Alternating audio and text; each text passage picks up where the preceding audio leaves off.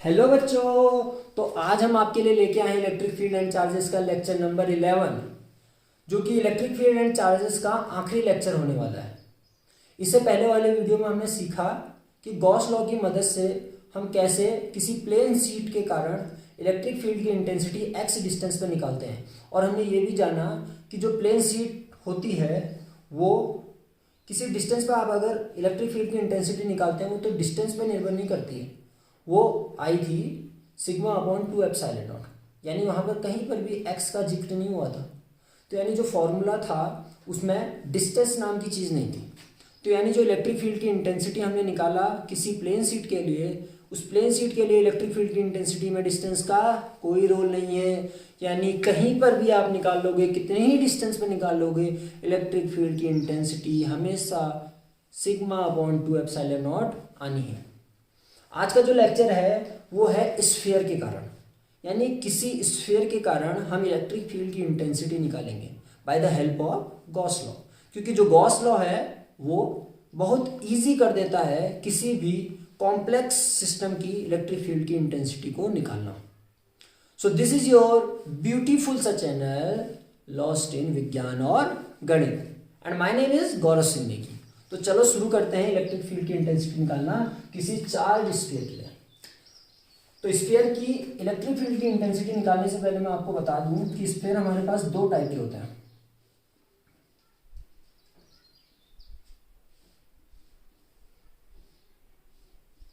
Sphere हमारे पास दो type के होते हैं, एक होता है हॉलो और एक होता है सॉलिड। एक होता है हॉलो और एक होता है सॉलिड। हॉलो के अंदर भी हमारे पास दो टाइप के आएंगे, या तो वो मेटेलिक होगा,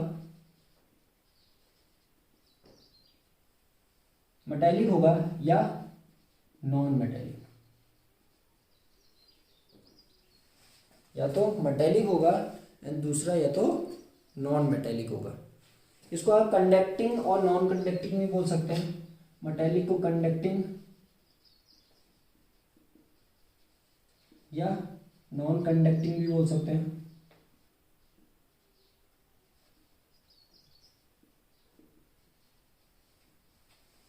ठीक है। सॉलिड के अंदर भी हमारे पास दो टाइप के आएंगे, एक होगा कंडक्टिंग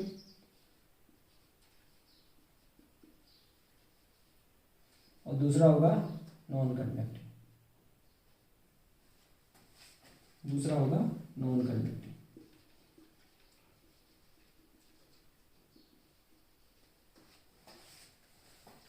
ठीक है। ठीक, यानी हमारे पास टोटल स्फीयर बनेंगे चार टाइप के। एक होगा हॉलो मेटेलिक, दूसरा होगा नॉन मेटेलिक हॉलो वाला, एक होगा सॉलिड कंडक्टिंग या सॉलिड मेटेलिक, और चौथा होगा सॉलिड नॉन कंडक्टिंग या नॉन मेटेलिक। तो चार टाइप के होंगे, यानी बहुत बड़ा वीडियो हो सकता है क्या कि हम चार टाइप के स्फीयर के लिए एक एक करके सबकी इलेक्ट्रिक फील्ड की इंटेंसिटी निकालेंगे। तो लेकिन घबराने की बात नहीं है, हम चार टाइप के नहीं, केवल और केवल दो ही टाइप के निकालेंगे।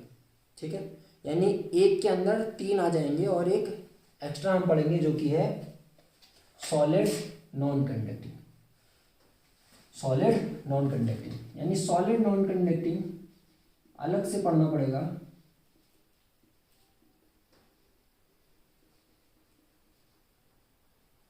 और बाकी सब के लिए हम डेरिवेशन सेम होगा। ऐसा क्यों बोल रहा हूं, क्योंकि जो स्फीयर होगा तुम्हारा मेटेलिक कंडक्टिंग हॉलो वाला, उसमें जो चार्ज होगा वो उसके सरफेस पे आ जाएगा। नॉन मेटेलिक होगा, कंडक्टिंग होगा, नॉन मेटेलिक वाला होगा हॉलो, तो हॉलो है भाई वो तो उसका भी जो चार्ज होगा वो भी सरफेस पे ही होगा। फिर उसके बाद हम सॉलिड कंडक्टिंग की बात करेंगे। तो सॉलिड कंडक्टिंग में कंडक्टिंग की प्रॉपर्टी ही होती है कि जो चार्ज होगा वो सरफेस पे आ जाए। ठीक है, क्या कंडक्टिंग की प्रॉपर्टी होती है कि जो चार्ज होता है वो सरफेस पे बिखर जाता है, यानी उसके अंदर नहीं होता है। ठीक है, यानी जो चार्ज होगा किसी स्फीयर में, किसी कोन पे, इससे पहले वाले वीडियो में भी मैं बता चुका था कि जो सॉलिड जो कंडक्टिंग होते हैं उसका जो चार्ज होता है वो खाली और खाली सरफेस पे होता है, उसके अंदर कहीं पर भी नहीं होता है। तो यानी हम कंडक्टिंग हॉलो वाला और non conducting hollow, conducting solid, इन सब का डेरिवेशन एक ही होगा, ठीक है। और एक हम पढ़ेंगे सॉलिड नॉन कंडक्टिंग। तो चलो शुरू करते हैं। पहले हम लेते हैं ये 3 केस वाला, जिसके अंदर ये 3 कवर हो जाएंगे, इसके अंदर ये 3 कवर हो जाएंगे, ठीक है। शुरू करें। पहला था हॉलो कंडक्टिंग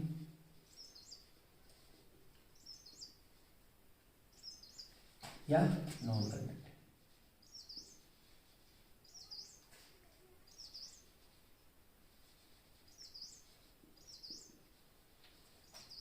ठीक है, ठीक है।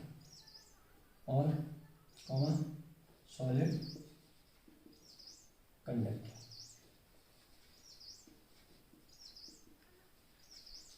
ये बात आपको याद रखनी है क्या, कि जो कंडक्टिंग धातुएं होती है हमारे पास, मेटल्स होते हैं कंडक्टिंग, उसमें जो चार्ज होता है वो सरफेस पे होता है, उसके अंदर कोई भी चार्ज नहीं होता है। ये इंपॉर्टेंट बात है, आपको नोट करके लिख देना है। क्या लिख लो, चलो नोट करके लिख लो, मैं लिख लेता हूँ। देखो, किसी, हिंदी में लिख लो, किसी कंडक्टिंग मेटल, कंडक्टिंग में चार्ज उसके सरफेस पर होता है, सरफेस पर होता है, ठीक है। ये इंपॉर्टेंट बात है कि किसी कंडक्टिंग में जो चार्ज होगा उसके सरफेस पर होगा। फिर नॉन कंडक्टिंग में उसके अंदर भी हो सकता है, क्लियर है। अब ये तो हॉलो है नॉन कंडक्टिंग वाला, तो बाहर ही होगा, ठीक है, अंदर में मतलब ही नहीं। तो जिस स्फीयर की बात कर रहे थे उस स्फीयर को बना लें। चलो,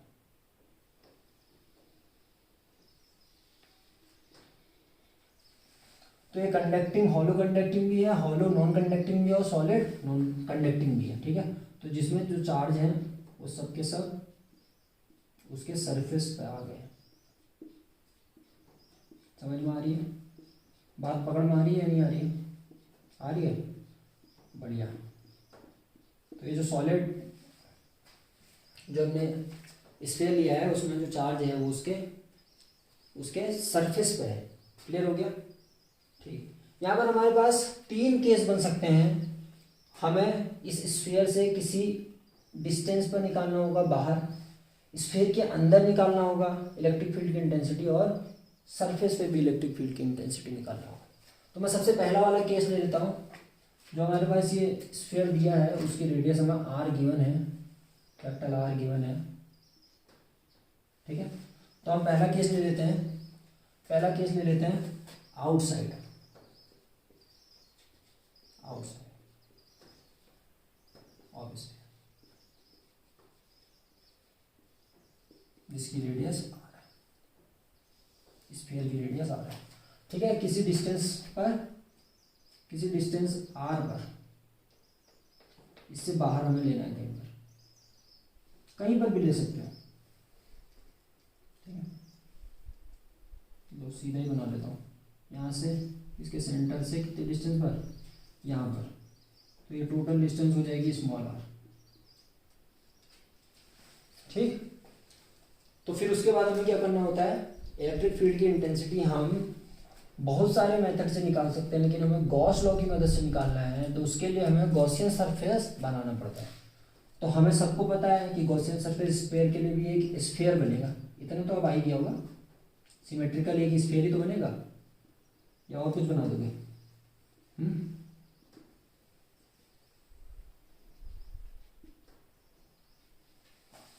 क्या बात है, इतनी अच्छी ड्राइंग। चलो, r डिस्टेंस पे हमें इलेक्ट्रिक फील्ड की इंटेंसिटी निकालनी।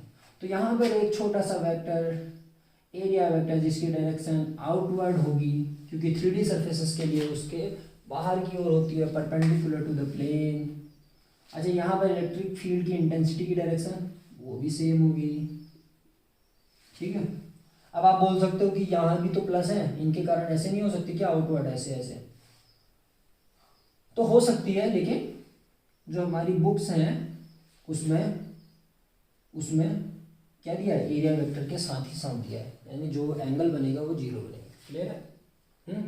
रेडियली आउटवर्ड बताया गया है इलेक्ट्रिक फील्ड की इंटेंसिटी को। इतनी बात पकड़ में आई है। तो ये एरिया वेक्टर डी ए और यहाँ पे इलेक्ट्रिक फील्ड की इंटेंसिटी। तो हम निकालते हैं फाई नेट। तो phi net is equal to integration of E D A cos zero angle zero. अच्छा, इलेक्ट्रिक फील्ड की इंटेंसिटी यहाँ पर यहाँ पर यहाँ पर डिस्टेंस तो हर बार small R small R small R, यानी हर जगह पर सेम होनी है। तो इलेक्ट्रिक फील्ड की इंटेंसिटी तो कांस्टेंट है, जो कि बाहर निकाल दो और इंटीग्रेशन करना है आपको डी ए और कॉस जीरो इज 1। ठीक है। तो इंटीग्रेशन ऑफ डी ए हो गया, तो यानी ई और इंटीग्रेशन ऑफ डी ए यानी area of sphere, area of sphere. अरे डी ए मिलके क्या बन जाएगा, capital A, area of sphere. कौन सा स्फीयर, मैंने पहले बोला था एरिया किसका ले रहा है, ये देखो एरिया हम ये वाला एक का इंटीग्रेट कर रहे हैं ना, तो यानी गॉसियन सरफेस का एरिया होता है, छोटे वाले का मत ले लेना।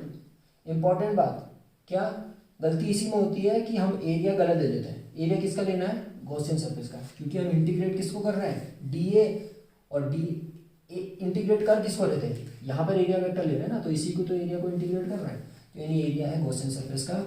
तो ई और area of this Gaussian surface 4 pi capital R का स्क्वायर, नहीं स्मॉल आर का स्क्वायर। क्लियर है। तो ये हमारा फर्स्ट। ऐसे ही हम फाई नेट हम जानते हैं bye the help of Gauss law.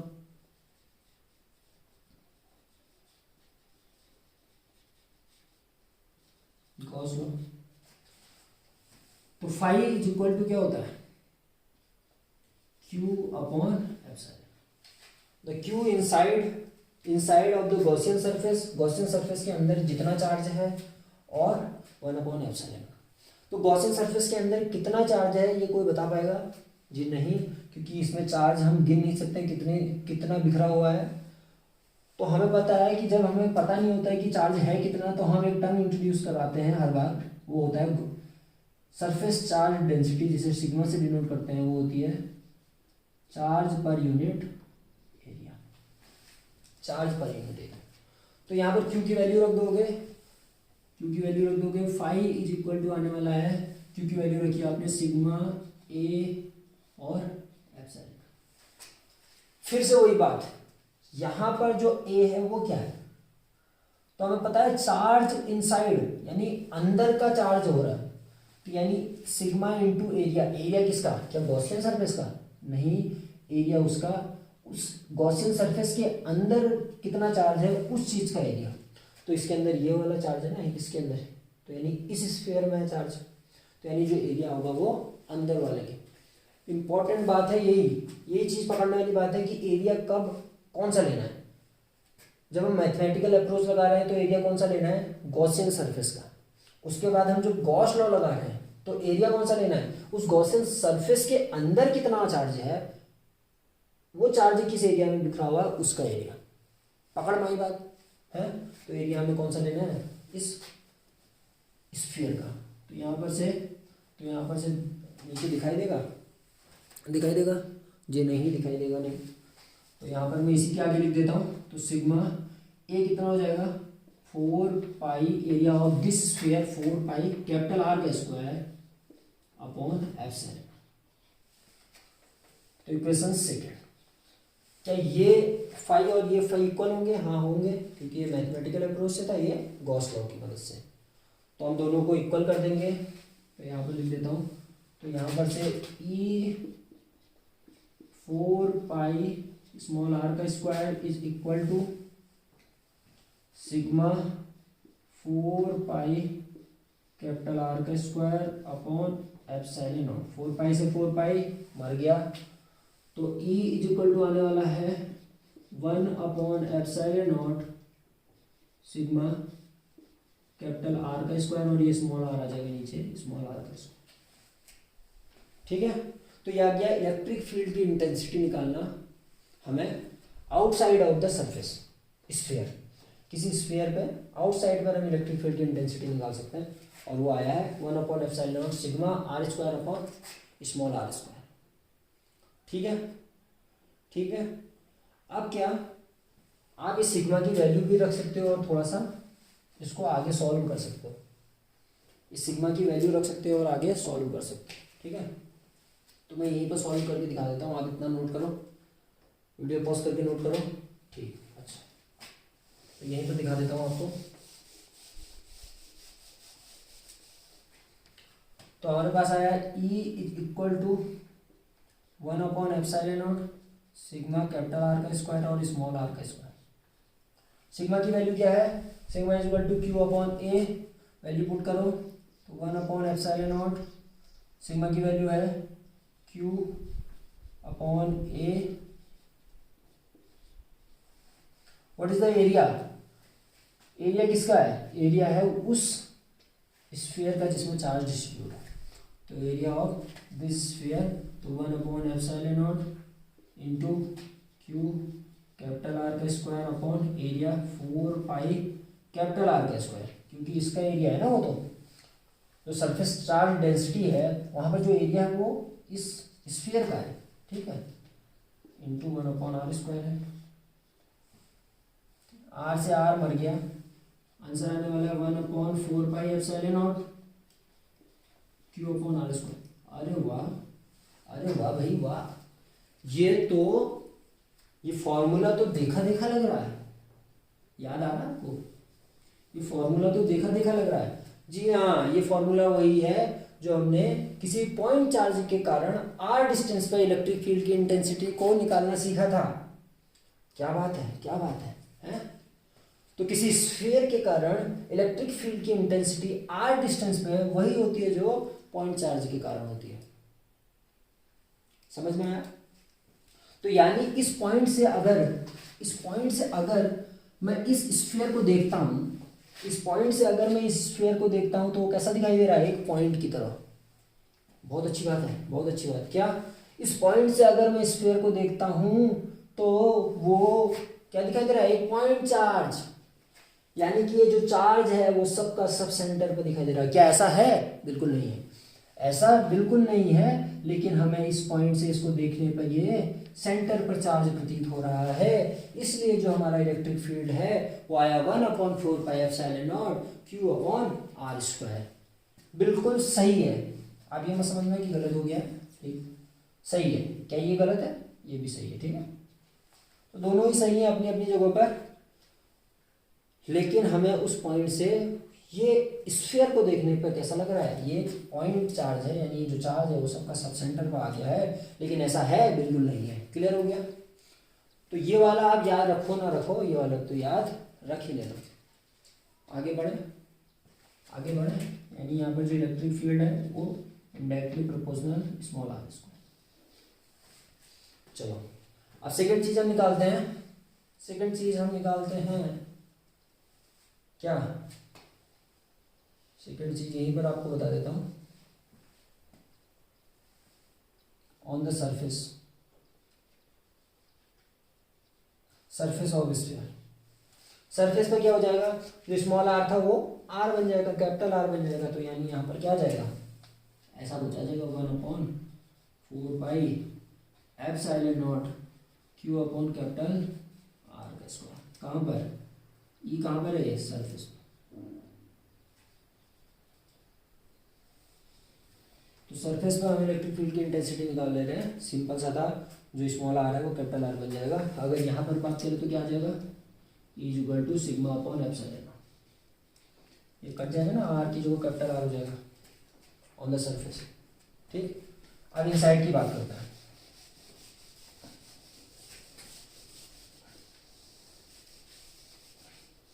किसकी बात करते हैं, इनसाइड। मैं फिगर फिर से रब कर दे रहा हूँ, थोड़ा सा स्क्वायर मेरे को बड़ा बनाना पड़ेगा।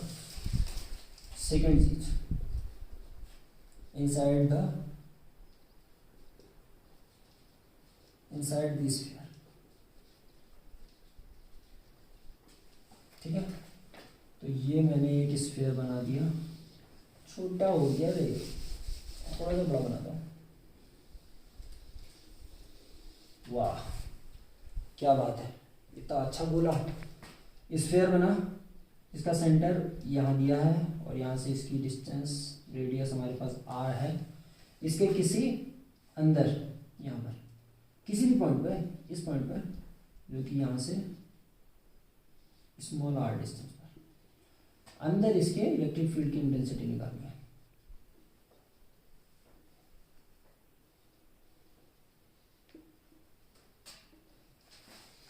स्मॉल r डिस्टेंस पे इनसाइड द स्फीयर हमें इलेक्ट्रिक फील्ड की इंटेंसिटी निकालनी है। तो चलो शुरू करते हैं, ये भी बड़ा सिंपल सा है। यहाँ पर इलेक्ट्रिक फील्ड की इंटेंसिटी, यहाँ पर है चार्ज, यहाँ पर है चार्ज, ये यार डायरेक्शन इसकी इधर इनसाइड इसकी, यहाँ चार्ज प्लस प्लस चार्ज होंगे या नहीं होंगे? ठीक है बना लेना यार, आप इतना बार बार वही करना पड़ेगा।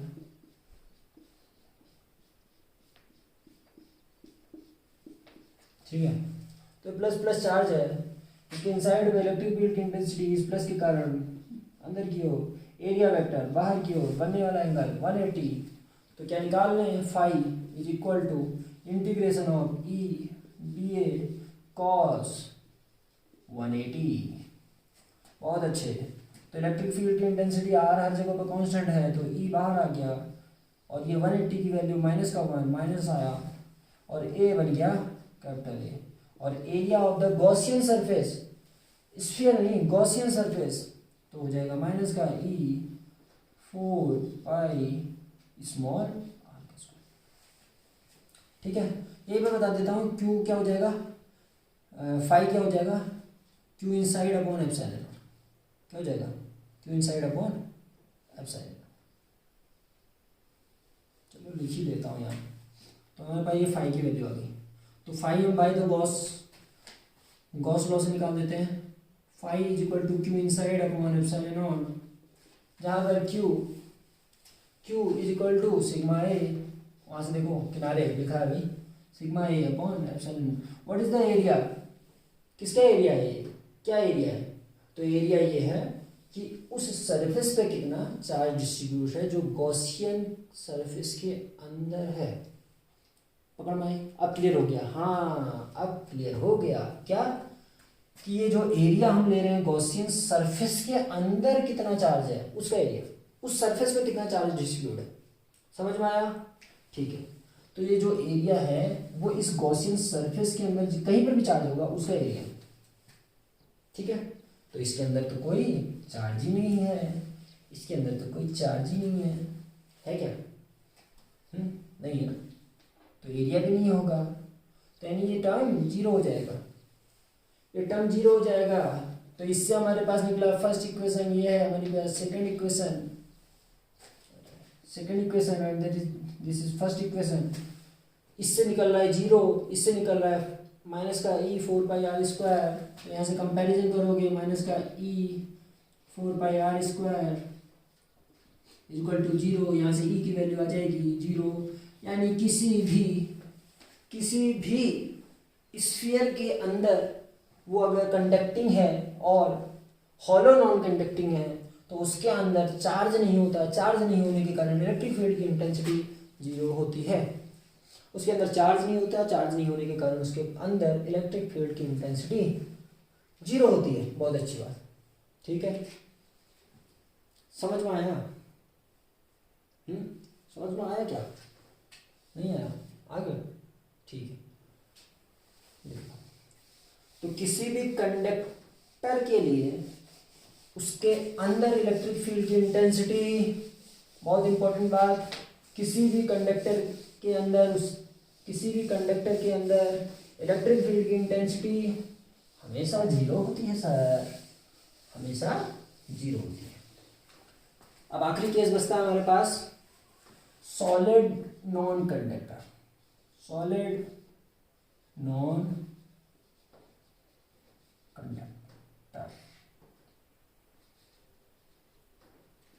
क्लियर है? तो सॉलिड नॉन कंडक्टर तो हम फिर से एक स्फीयर बनाते हैं, ये रहा। वही पहला केस हम ले लेंगे आउटसाइड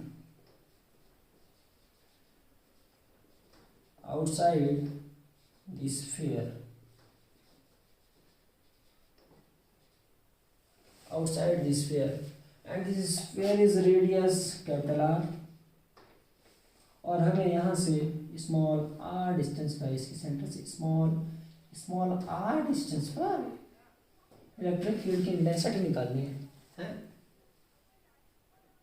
ठीक है। तो हम उससे पहले एक गॉसियन सरफेस बनाना पड़ेगा फिर से। तो एक स्फीयर का एक गॉसियन सरफेस स्फीयर ही होना चाहिए।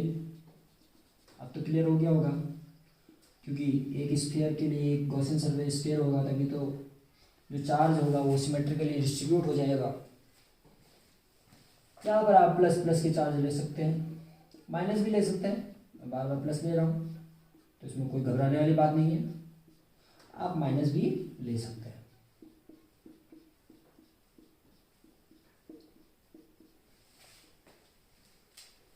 तो यहाँ पर हमारे पास छोटा सा area dA vector and the electric field की इंटेंसिटी सेम ईयर। तो dA वेक्टर की डायरेक्शन और इलेक्ट्रिक फील्ड की इंटेंसिटी की डायरेक्शन सेम, यानी बनने वाला एंगल 0। तो इलेक्ट्रिक फील्ड की इंटेंसिटी हम निकालेंगे, पहले सबसे पहले इलेक्ट्रिक फ्लक्स निकालेंगे। Electric flux is equal to integration of E dA cos theta, यानी cos 0। तो क्या हर पॉइंट पर इलेक्ट्रिक फील्ड की इंटेंसिटी सेम रहेगी, दिस पॉइंट, यानी क्योंकि डिस्टेंस हर समय स्मॉल r ही रहेगी, यानी इलेक्ट्रिक फील्ड की इंटेंसिटी इज कांस्टेंट। तो बाहर निकाल दिया, integration of dA cos 0 is 1, cos 0 is 1। Clear हुआ, ठीक। तो integration of dA is equal to the total area of Gaussian surface. Total area of Gaussian surface, और गॉसियन सरफेस क्या है, स्फीयर है जिसकी रेडियस स्मॉल r है, तो क्या हो जाएगा 4 पाई स्मॉल r का स्क्वायर।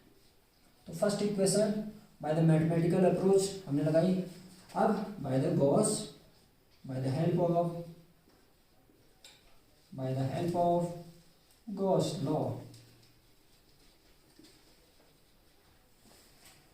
तो फाई इज इक्वल टू होता है Q inside upon epsilon not.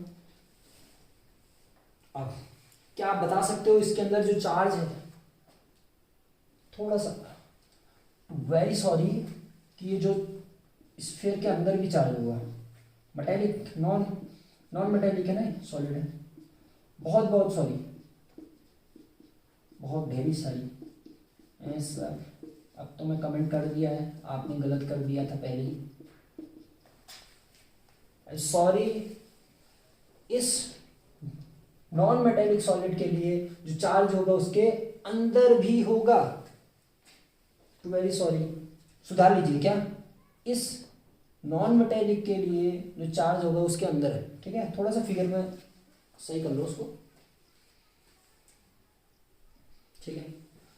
तो यानी इस स्फीयर का पूरे वॉल्यूम में चार्ज डिस्ट्रीब्यूट है। तो यहाँ पर एक नया टर्म इंट्रोड्यूस होगा, कितने सारे इंट्रोड्यूस कराते हैं आप। यहाँ पर एक नया टर्म इंट्रोड्यूस होगा, वॉल्यूम चार्ज डेंसिटी,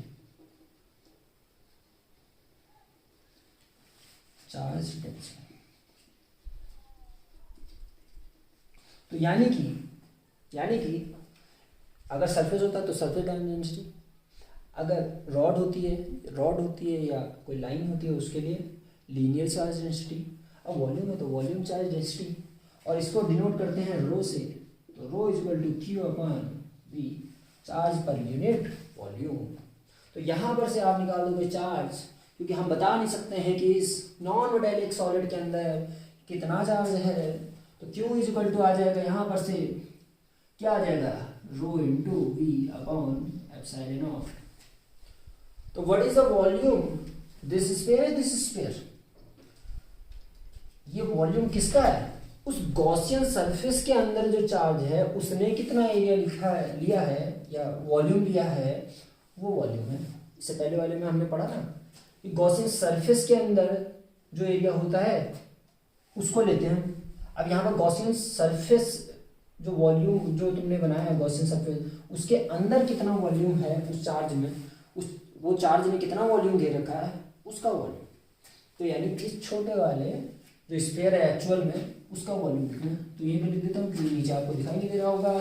तो integration volume of this sphere, बहुत अच्छे, आपको याद नहीं है कोई बात नहीं, हम लिखेंगे 4/3 पाई आर क्यूब। तो आपको याद होना चाहिए कि स्फीयर का वॉल्यूम 4/3 पाई आर क्यूब होता है अपॉन एप्सिलॉन। तो इक्वेशन,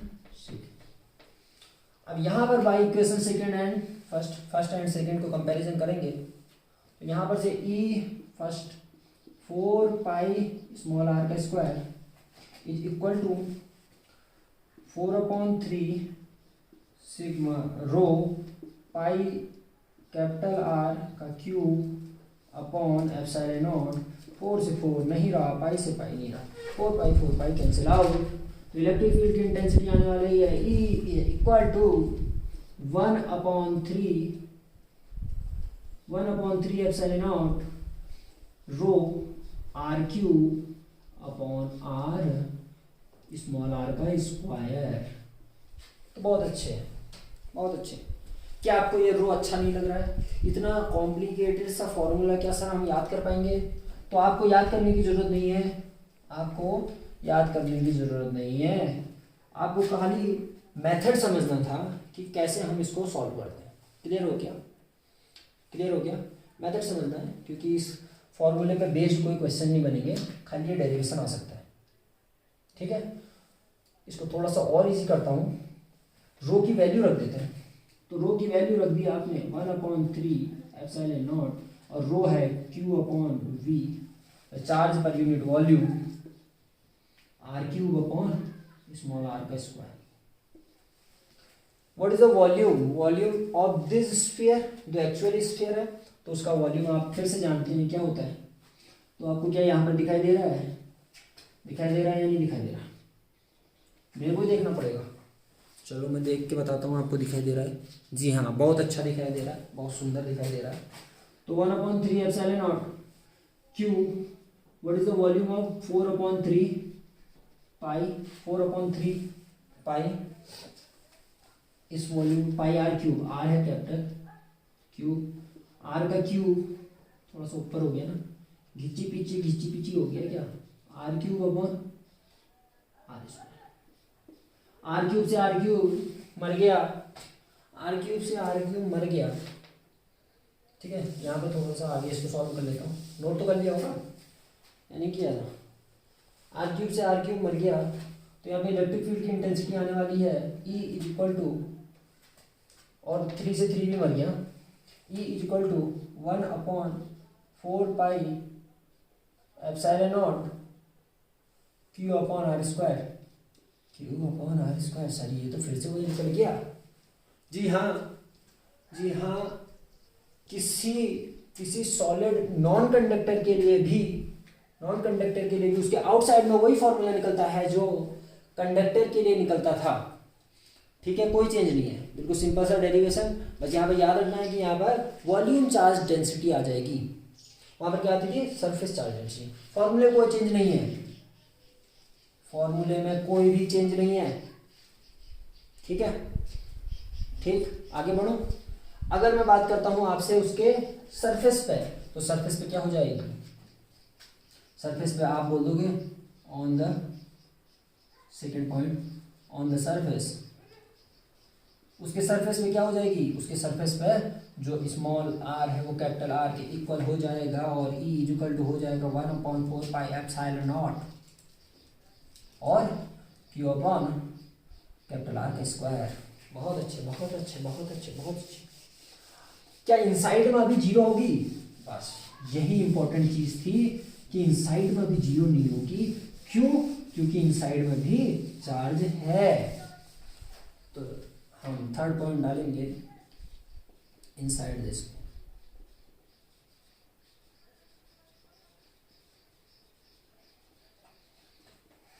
इनसाइड दिस, यानी कि स्मॉल आर लेस देन करता जा रहा है। ठीक है, तो फिर से मेरे को फिगर बिगाड़ना पड़ेगा।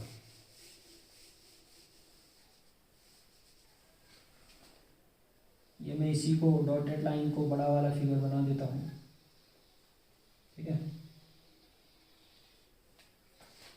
इसका सेंटर है ये, और यहाँ से कैपिटल आर इसकी रेडियस है। इसके अंदर कहीं पर स्मॉल आर डिस्टेंस पर आपको इलेक्ट्रिक फील्ड की इंटेंसिटी निकालनी है। इसमें पूरी तरह चार्ज डिस्ट्रीब्यूट है, इसमें पूरी तरह चार्ज डिस्ट्रीब्यूट है। मैं अभी चार्ज बना के नहीं दिखा रहा हूँ, इसमें पूरी तरह चार्ज डिस्ट्रीब्यूट है, क्योंकि ये नॉन कंडक्टिंग सॉलिड है। तो स्मॉल आर डिस्टेंस पे इलेक्ट्रिक फील्ड की इंटेंसिटी ये रही। इलेक्ट्रिक फील्ड की इंटेंसिटी स्मॉल आर डिस्टेंस पे आपको फिर से निकालनी है। ठीक है, तो निकालें फिर। तो उसके इनसाइड पे इलेक्ट्रिक फील्ड की इंटेंसिटी स्मॉल आर डिस्टेंस पे है। तो सबसे पहले हमें क्या करना होता है, एरिया वेक्टर निकालना होता है। तो यहाँ से एरिया वेक्टर, अरे पहले गॉसियन सरफेस तो बना लेते हैं।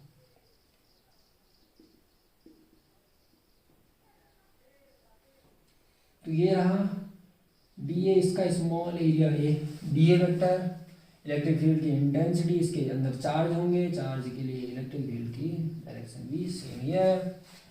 क्या इलेक्ट्रिक फील्ड हर जगह पर सेम होगा? जी हाँ, सेम होगा, यानी इलेक्ट्रिक फील्ड की इंटेंसिटी जो ई है वो कांस्टेंट होने वाली है। तो इलेक्ट्रिक फील्ड की इंटेंसिटी के लिए पहले हमें निकालना होता है फाई। तो फाई इक्वल टू होता है integration of E D A cos theta, और कॉस थीटा है 0 और कॉस 0 होता है 1। क्या ई कांस्टेंट है, बाहर निकाल दो, बहुत अच्छे। इंटीग्रेशन ऑफ डी ए, तो यहाँ पर से ई और area of this Gaussian surface. तो गॉसियन सरफेस का एरिया क्या है, 4 पाई आर स्क्वायर। आर क्या है, छोटा वाला। तो ये हो गया first equation. By the help of Gauss law, फिर से हम फाई निकालेंगे by the help of Gauss law से।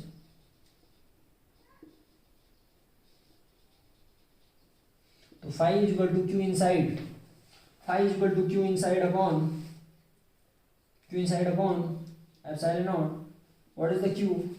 यहाँ से हमें पता है Q, sorry, the volume charge density is equal to Q upon per unit volume. तो क्यू क्या है, रो वी। तो यहाँ से रो वी अपॉन एप्सिलॉन नॉट। और वी क्या है, वी क्या है, वी है उस गॉसियन सरफेस के अंदर जहां चार्ज डिस्ट्रीब्यूट है उसका वॉल्यूम। तो क्या इसके अंदर हर जगह पर चार्ज है? जी हाँ, इसके अंदर हर जगह पर चार्ज है, यानी ये वॉल्यूम है इस गॉसियन स्फीयर का ही। समझ में आया? अभी वाले केस में क्या हो गया, इस पूरे में चार्ज बटा हुआ है, तो हमारा जो गॉसियन हमने सरफेस माना था वही उसका वॉल्यूम लेना पड़ जाएगा इस वाले केस में। ठीक हो गया। तो फाई इज इक्वल टू क्या आ जाएगा, rho. What is the volume of this sphere, 4/3 pi small are का और एप्सिलॉन नॉट। तो क्या ये इक्वेशन सेकंड मान के इक्वेशन फर्स्ट इक्वेशन सेकंड को कंपैरिजन कर दूं? ठीक है, कंपैरिजन कर देता हूं। तो E is equal to by the equation first and second, E is equal to, अरे sorry, E 4 pi R square, small are का स्क्वायर है, रो 4/3 पाई आर का cube upon epsilon not. R से R मर गया, पाई से पाई मर गया, 4 से 4 मर गया, 4 पाई आर स्क्वायर। एक आर बचा है, ठीक है, एक आर बचा है, आर स्क्वायर वो आर क्यूब है। तो यहाँ पे तुम्हें दिखाई नहीं दे रहा होगा, तो मैं इसको यहाँ पे लिख देता हूँ। तो E इज इक्वल टू आ गया 4 पाई आर स्क्वायर, यहाँ से पूरा पूरा उड़ गया था, तो 1/3 एप्सिलॉन नॉट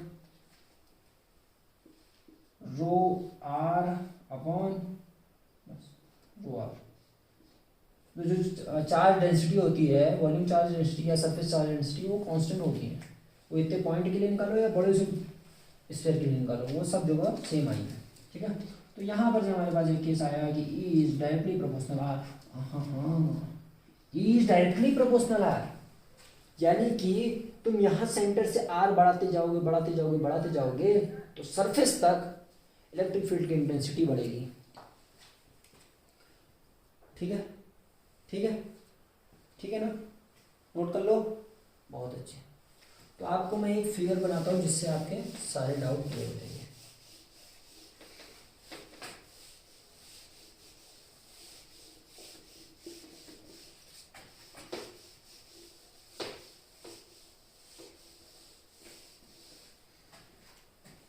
तो हम पहले बना लेते हैं सॉलिड कंडक्टर या सॉलिड कंडक्टर और हॉलो कंडक्टर। उससे पहले वाला जो हमने किया था, या नॉन कंडक्टर।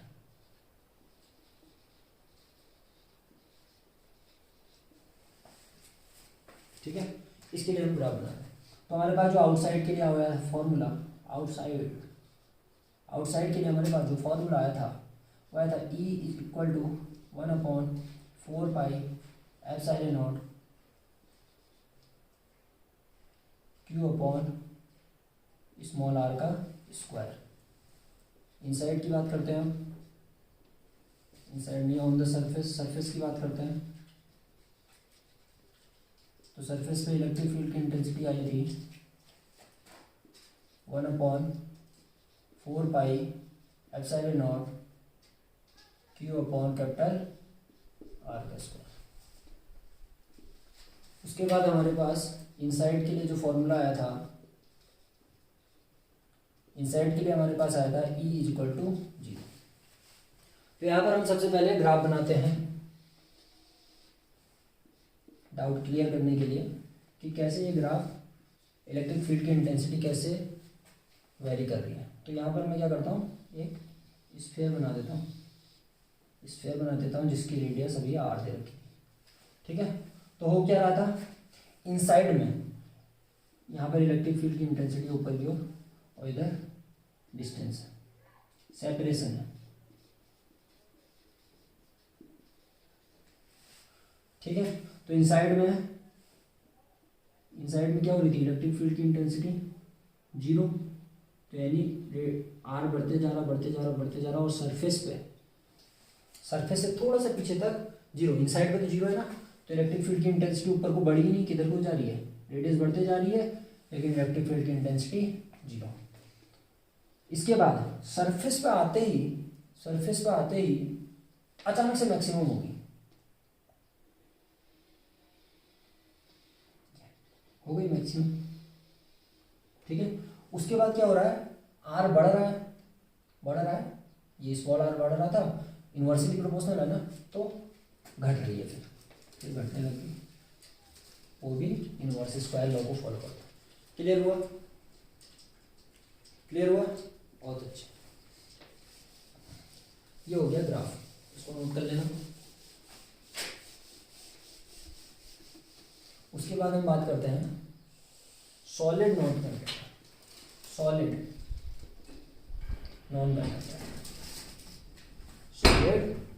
कंडक्टर के उसमें। ठीक है, थोड़ा अंधेरा हो गया है।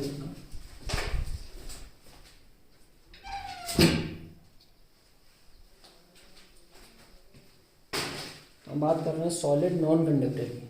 तो उसके लिए जो ग्राफ आने वाला है, जब हमने आउटसाइड के लिए पढ़ा था, आउटसाइड के लिए, तो वो क्या निकला, तो आउटसाइड के लिए फॉर्मूला आया था E is equal to 1/4 pi epsilon naught Q upon small r का स्क्वायर।